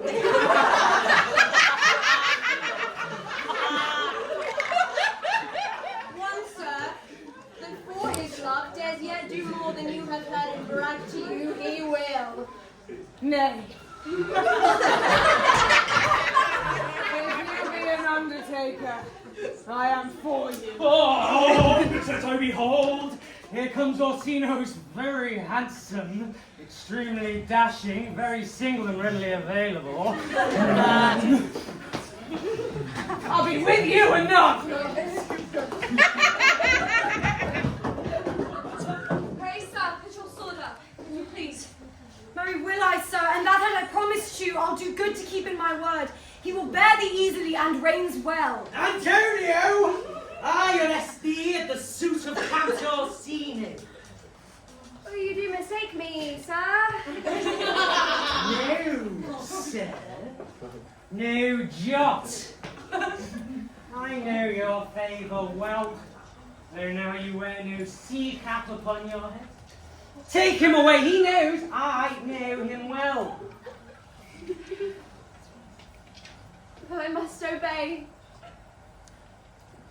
This comes with seeking you, but there's no remedy. I shall answer it. For what will you do now my necessity makes you to ask me for my purse? It grieves me much more for what I cannot do for you than what befalls myself. Oh, you stand amazed. But be of comfort. Come, sir, away. I must entreat you some of that money. What money, sir? For the fair kindness you have shown me here, and well, partly prompted by the present trouble, I'll lend you something. My having is not much, but half my coffin. Will you deny me now? It's possible that my deserts to you can lack persuasion. Oh, do not tempt my misery, lest that it makes me so unsound a man as to upbraid you with those kindnesses that I have done for you. What kindnesses? I know of none. Nor do I know you of voice or any feature. I hate ingratitude. More in a man than lying, vainness, babbling, drunkenness, or any taint of vice whose strong corruption. Go heavens themselves. Come, sir, I pray Let me speak a little. This youth that you see here, I snatched one half from the jaws of death, relieved him with such sanctity of love, and to his image, which methought did prove most venerable worth, did I devotion. Oh, what's that to us? But oh, how vile an idol proves this God. Thou hast, Sebastian, done good feature shame. There is no blemish in nature but the mind. None can be called deformed but the unkind. Virtue is beauty, but the beauteous evil are empty trunks overflourished by the devil. Oh, the man grows mad. Take him away. Come, sir, come. Leave me on. Methinks his words do from such passions fly that he believes himself. So do not I. Prove true imaginations. Prove true. That I, dear brother, be now taken for you. If it prove, as he named Sebastian, he went in this ornament, this colour, I imitate him. If it prove, tempests are kind, and salt waves fresh in love,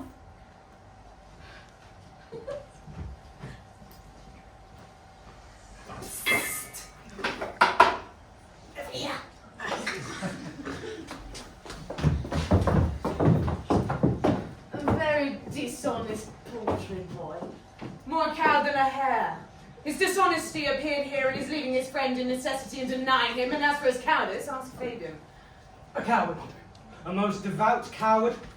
Religious in him. God's eyelid, I'm after him again, and so beat him! I do cuff him soundly, but don't draw thy sword. And I do Come, let's see the event. I don't lay any money on it, there's nothing yet.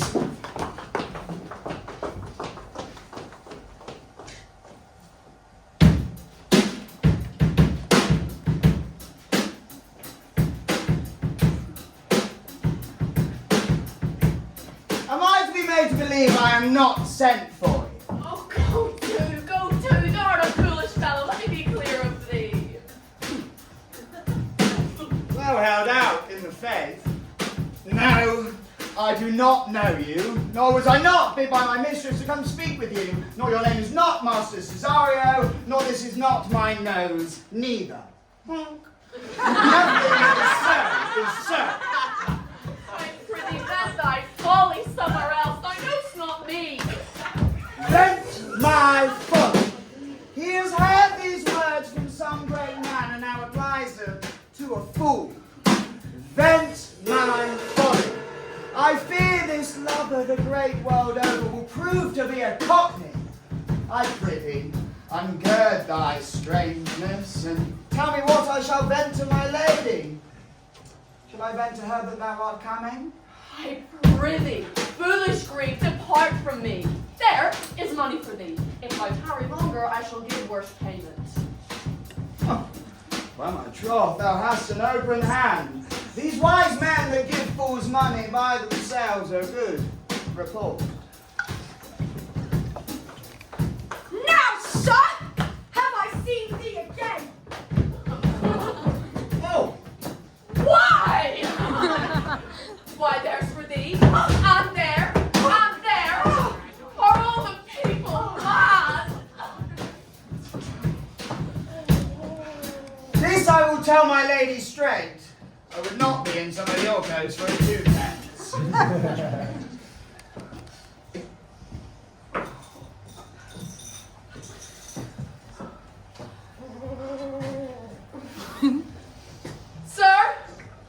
Sir, put up thy sword. Hast thou no kinsman to defend thee? No. Hold, sir, hold! I'll throw you beggar over the house! No! Let him alone. I'll go to work with him another way. Come, sir. Hold! I'll have an action of battery against him. If there be any Lord Illyria, although I did strike him first. But there's no matter for that. Let go thy hand! I will be clear of thee. Oh,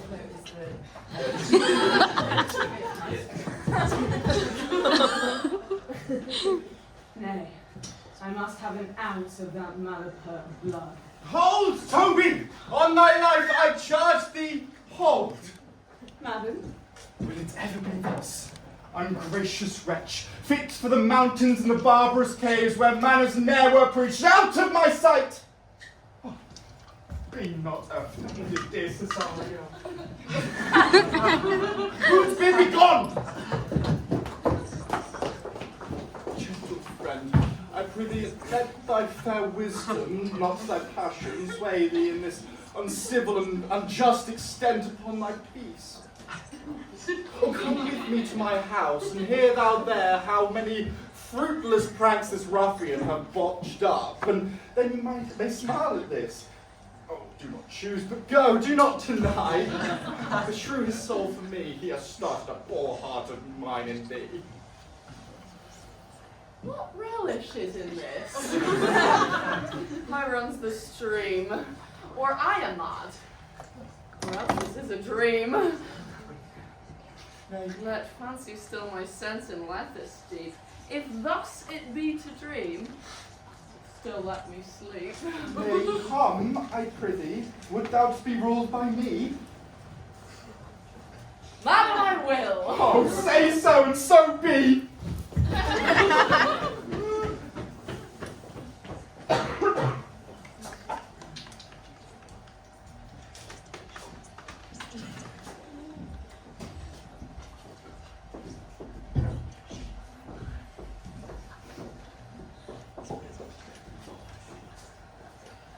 Nay.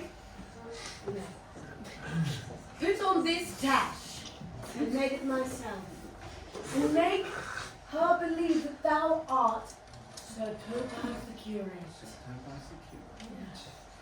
Do it quickly. I will fetch Sir Toby the wasp. I will dissemble myself in this here tash. And would I were the first to dissemble himself in such a tash.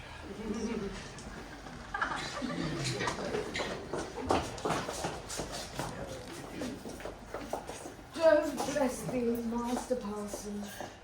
Buenos dias, Sir Toby. Hi, Master Parson! What will I say? Peace in this prison. The name counterfeits well. An excellent name.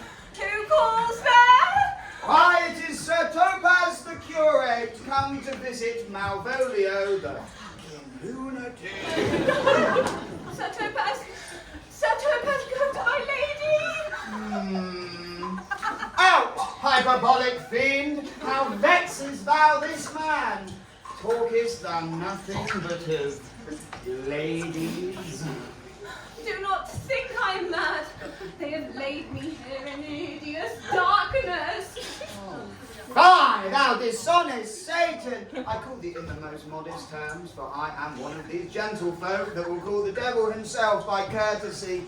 Sayest thou this house was dark? As hell, Sir Topaz.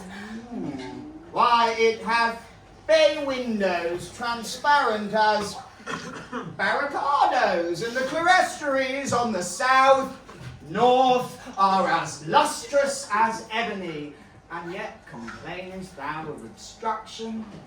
I say, this house is as dark as ignorance, though ignorance be as dark as hell. And I say, there was never a man thus abused. I am no more mad than you are. Make a trial of it in any constant question.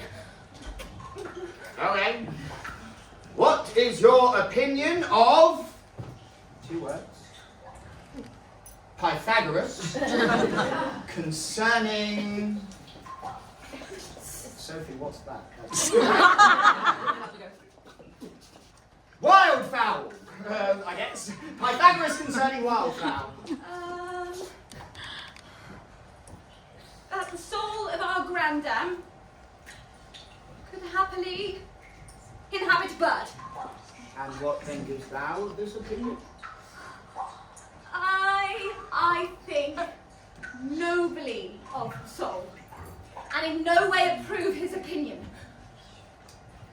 Fare thee well. Remain thou still in darkness, thou can hold this opinion of Pythagoras, as I will allow thy wits, and fear to kill a woodcock, lest thy dispossess the soul of thy grandam. Fare thee well. Sir Topaz! My most exquisite Sir Topaz! Nay, I am all for the waters. Thou mightst have done it without the tash, for she sees you not. To her in thine own voice and bring me word how thou finds her. I would we were well rid of this knavery. If she may be conveniently delivered, I would she were, for I am now so far in offence with my niece, I cannot with any safety pursue this sport the upshot.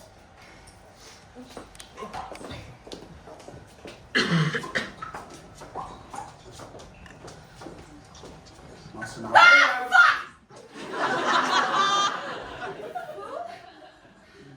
ever, that will deserve well at my hand. Help me to a candle, pen, ink, paper, and convey what I will set down to my lady. Alas, sir, how fell you beside your 5 wits? Only 5. Fool, I'm as well in my wits as thou art. But just as well? Well, then you are mad indeed to be as well in your wits as a fool. They have propertied me, kept me in darkness, sent ministers to me, asses, and do all that they can to face me out of my wits. Oh, advise your speech, sir. For here comes the minister!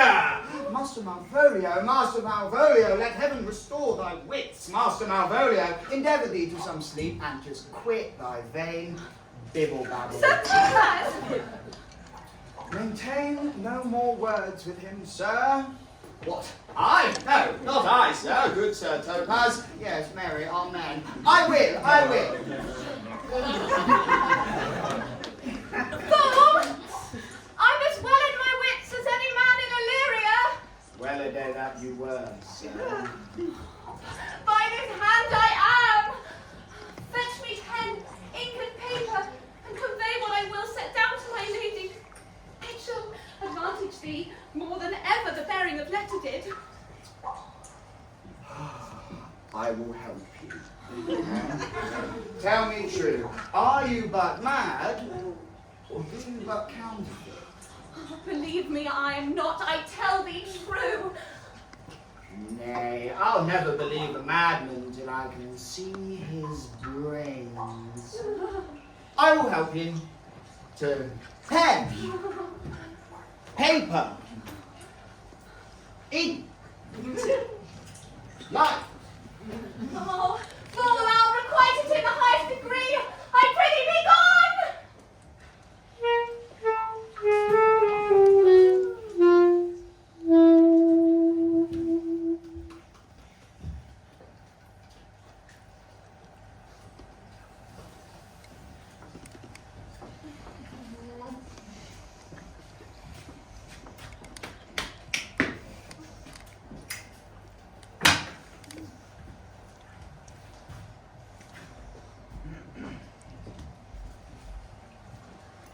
This is the air. That is the glorious sun. This the pearl she gave me. I do feel it and see it. And though 'tis wonder that enwraps me thus, yet 'tis not madness. Where is Antonio then? I could not find him at the Elephant, yet there he was. And now I found his credit that he did range the time to seek me out. His counsel now may do me golden service. For though my soul disputes well with my sense that this may be some error, but no madness, yet doth this accident and flood of fortune so far exceed all instance, all discourse, that I am ready to distrust mine eyes and wrangle with my reason that persuades me not to any other trust but that I am mad.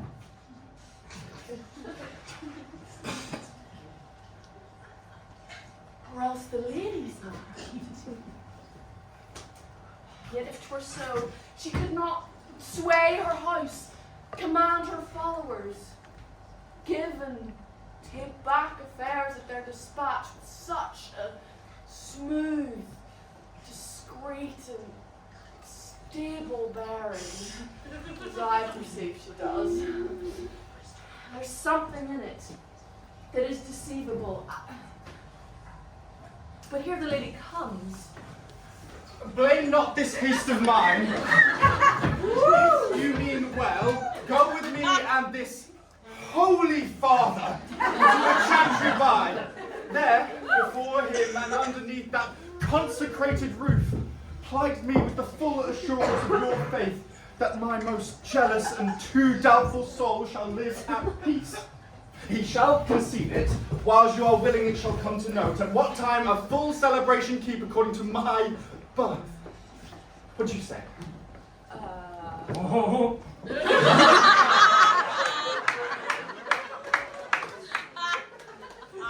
I'll follow this good man and go with you. And having sworn truth ever will be true. Oh, well then, lead the way, good father, and heaven shine so that they may fairly note this act of mine.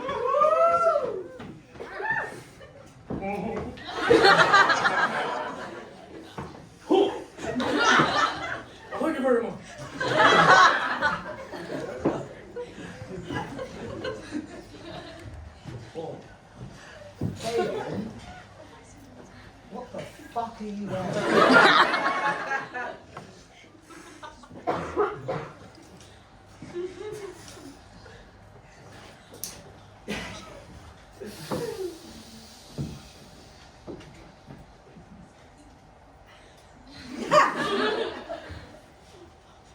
Okay. Now, as thou lovest me, let me see that letter. Good Master Fabian, grant me just one more request. Anything.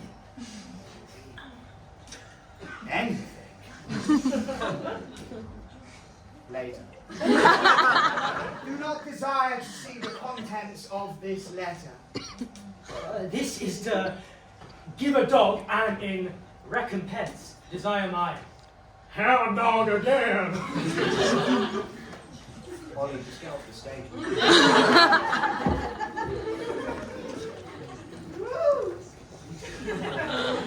Here comes an answer to rescue me. The face of his I do remember well. Yet, when I saw it last, it was besmeared as black as Vulcan in the smoke of war. A warbling vessel was he captain of, for shallow draught and bulk unprizable, with which such scatheful grapple he did make the most noble bottom of our fleet, with envy and the tongue of loss cry fame and honour on him. He did me kindness, sir. Drew on my side, but in conclusion put strange speech on me. I know not 'twas but distraction. Notable pirate, thou salt water thief! What foolish boldness has brought thee to thy mercies, when in turn so bloody and so dear hast thou made thine enemies? Orsino, noble sir, will be pleased I shake off these names you give me.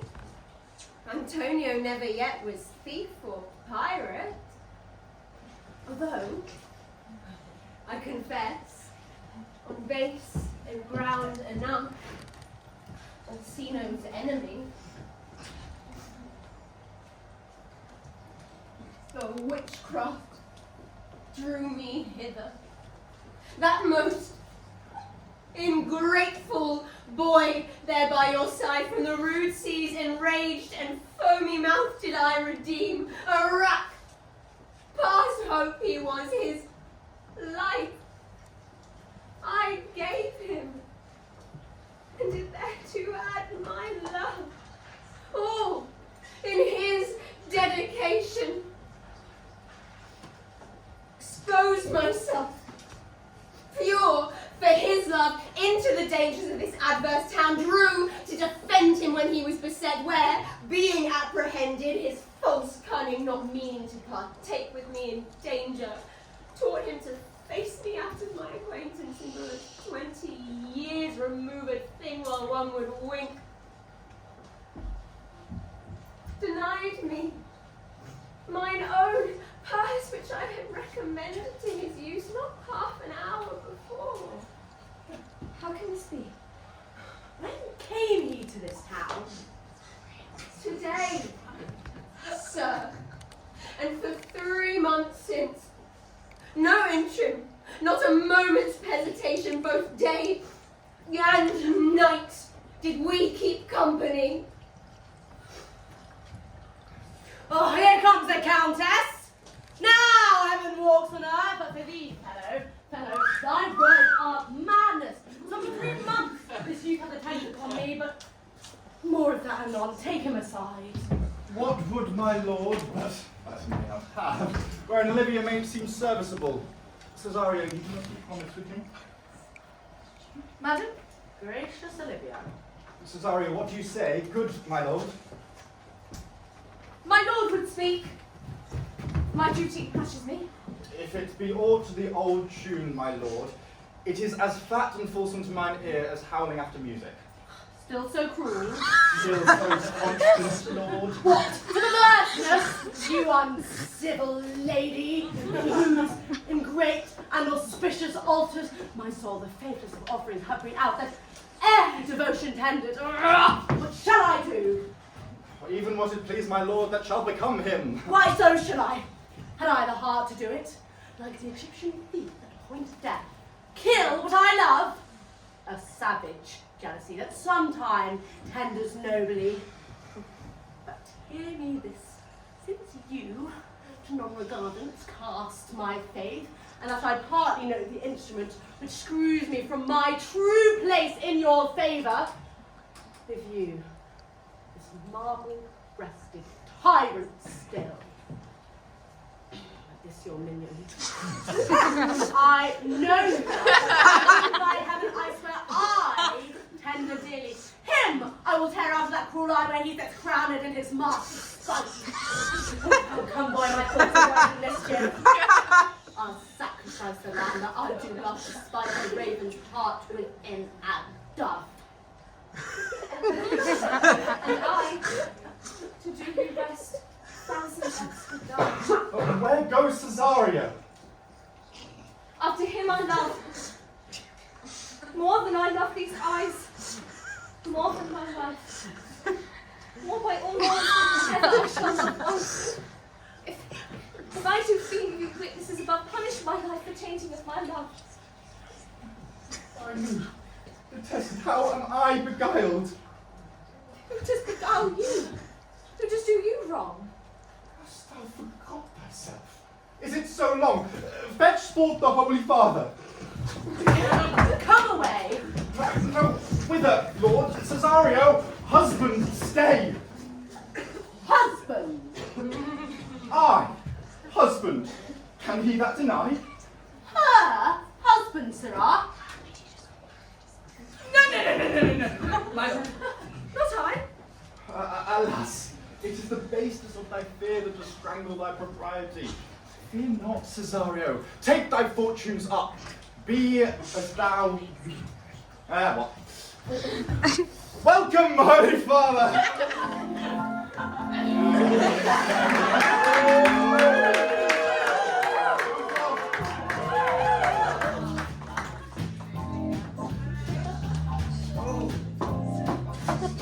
Holy Father, I do ask thee to reveal to everyone here what has recently passed between this youth and me. Our contract of eternal body and love, confirmed by the mutual donor of your hands, attested by the holy kiss of your lips, strengthened by the intervention of your rings, and all the ceremony of this compact, sealed in my function by my testimony. Since when my watch out told me to warm my grave, I have traveled but a 2 hours. Thou dissembling come. What wilt thou be when time hath so grizzle on thy case? Or will thy craft so quickly grow that thine own tricks will be thine overthrow? Farewell, and take her with you. But direct thy feet where thou and I may henceforth never meet. My lord, I do protest. Oh, do not protest. Thou little faith, though thou hast too much fear. Sergeant! For the love of God, a sergeant, someone presently to Sir Toby! What is the matter? Has broken my head across, has given Sir Toby a bloody coxcomb too! Who has done this, Sir Andrew? The Count's servingman, one Cesario! My gentleman, Cesario. Odds lifelings, there he is! You hurt my head across for nothing, and that I did, I was settled to do it by Sir Toby! Why she speaks to me? I never hurt you. You drew your sword upon me without cause, and I bespake you fair and hurt you not. If a bloody coxcomb be a hurt, you have hurt me! Here comes Sir Toby, halting. But you shall hear more. Had he not been in drink, he would have tickled you other gates than he did. How now, gentlemen? How goes it? That's one! Who's hurt me? That's a one. Away with him! Who has caused this havoc with thee? Come with me, Sir Toby, because we will be dressed together. Will you help me? An asshead. A coxcomb. A knave. A thing-faced knave. A dum-dum! I'm really sorry, I didn't mean that, darling. Don't cry. Get him to bed and let his hurt be looked to. I'm sorry. I'm sorry, madam, that I have hurt your kinsman. But had it been the brother of my blood, I must have done so much for wit and safety. You throw a strange regard upon me. By that I do perceive it hath offended thee. Oh, pardon me, my sweet one, even for the vows we made each other so days ago. One face, one voice, one habit, and two persons. A natural perspective that both is and is not. Antonio. Antonio, why that art racked and tortured me since I lost thee. Sebastian. Art thou? Here's thy daughter, Antonio. How have you made division of yourself? An apple cleft in two was never more twin than these two creatures. Which is Sebastian? Most wonderful.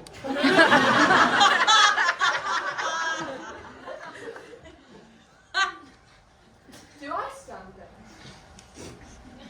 I never had a brother, nor any of that deity in my nature of here and everywhere. No, I had a sister, whom the blind waves and surges have devoured.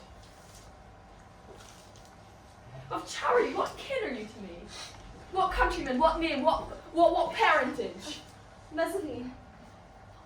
Sebastian was my father, and such a Sebastian was my brother too. So when he suited to his watery tomb, spirits can soon both fall and soon you come to fright us. Spirit I am indeed, though I am in that dimension grossly clad, which from the womb I did participate. If you were a man, as the rest goes even, I should my tears let fall upon thy cheeks and say, thrice welcome, drowned Viola. If nothing serves to make a happy both, but this, my masculine usurped attire, do not embrace me. Not until each circumstance of fortune, place, time, do cohere and jump that I am Viola. Which, to confirm, I will bring you to a captain in this town where lie my name, by whose gentle help I was preserved to serve this noble count.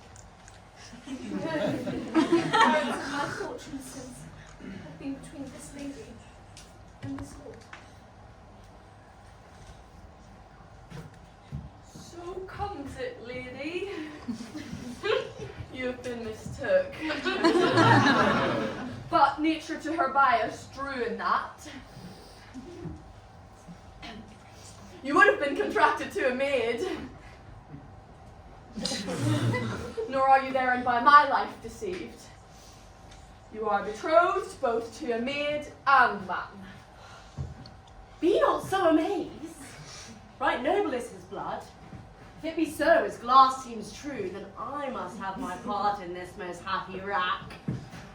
Boy, I have said 1,000 times, I would never love a woman such as me. All those sayings will I ever swear, and all those swearings keep us true as doth the orbed continent the fire that severs day from night. Fetch Malvolio hither. I do now remember me, alas, poor lady. She is much distract, and extracted frenzy from my mind hath banished her. Pray, how doth she, Sirrah? Truly, madam, she holds Beelzebub at the stave's end as well as any in her case may do. There was a letter. I was meant to deliver it this morning, but as a madman's epistles are no gospels, It skills not to have them delivered. Open it and read it. Look then to be well edified when the fool delivers the madman. By the Lord, madam. How now? Art thou mad? No, madam, I do but read madness, and my ladyship will have it as it ought to be. You've got to allow some vox. Read it in thy right wits. I will, madam, but to read it in thy right wit means I must read it thus. Therefore, perpend, my princess, and give me your ear. My lord, madam, give it back. Johnny, give it. By the Lord, madam, you wrong me, and the world shall know it. Though you have brought me into darkness and given your drunken cousin rule over me.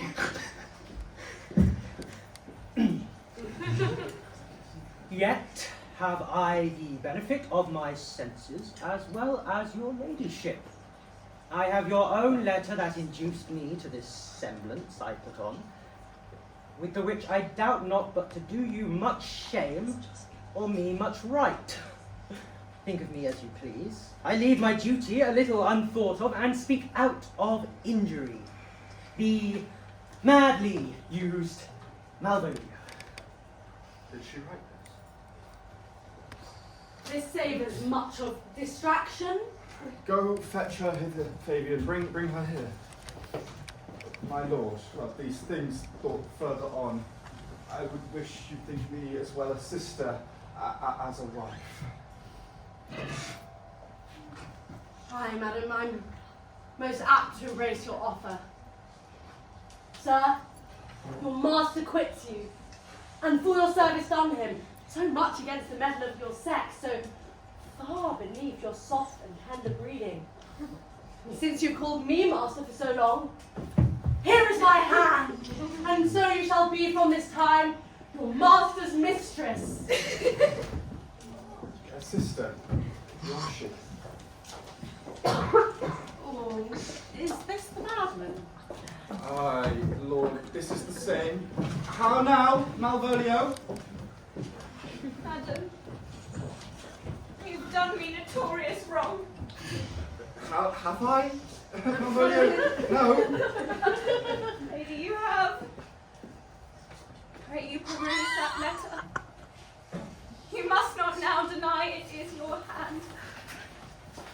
Write from it what you will in word or in phrase. You will say, it is not your seal, not your invention. You can say none of it. Well, grant it then, and tell me in the modesty of honor why you have given me such clear light of favour. Bade me come smiling and cross-gartered to you, to put on yellow stockings, and to frown upon Sir Toby and the lighter people. And having done so in an obedient manner, why have you suffered me to be imprisoned, kept in a dark house, visited by the priest, and made the most notorious Gecken girl that her invention played on? Tell me why. Alas, poor Malvolio, this is not my writing. I must confess it is much like the character, but without doubt it is Maria's hand. And now I do bethink me it was her that first told me thou wert mad. Then thou camest in smiling, and in such forms as were presupposed to you in this letter. Oh, poor lady. But we will find the authors of this, and you shall be both plaintiff and judge to thine own cause.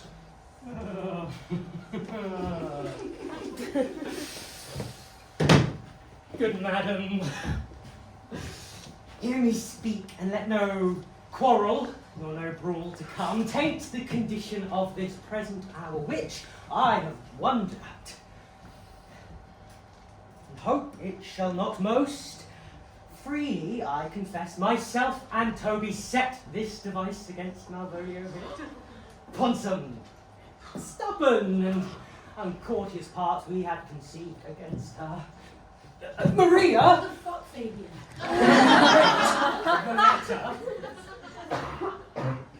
At Sir Toby's great importance, wherein recompense he had married her. How this was met with sportful malice should be followed by plucking upon laughter rather than revenge, if that the injuries be justly weighed that have on both sides passed. Alas, poor fool, how have they baffled thee? Well, some are born great.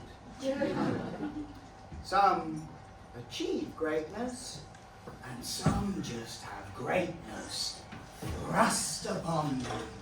I was one, sir, in this interlude, one Sir Topaz, sir, but that's all one. Right? By the Lord, fool, I am not mad. But do you remember, madam, why laugh you at such a barren rascal? If you do not laugh, he's gagged. And thus, the whirligig of time brings in its revenges. I'll be revenged on the whole pack of you. She hath been most notoriously abused. Pursue her and entreat her to a peace. Meanwhile, sweet sister, for we shall not move from hence. Cesario, come. For so thou shalt be while you are a man. But when in other habits seen, Orsino's mistress and his fancy's queen,